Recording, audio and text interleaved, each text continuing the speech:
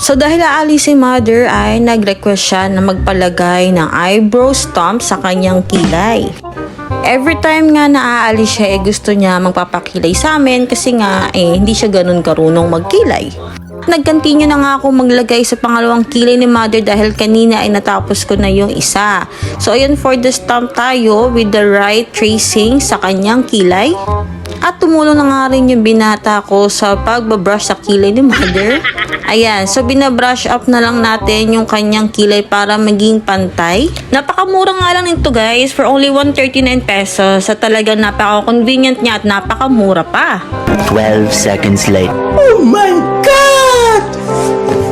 At dahil patapos na tayo sa kilay ni mother, ay ginamitan ko na muna ito ng eyebrow pencil para ma-match yung curve sa kilay ni mother. Ayan, for the trim lang tayo for a while.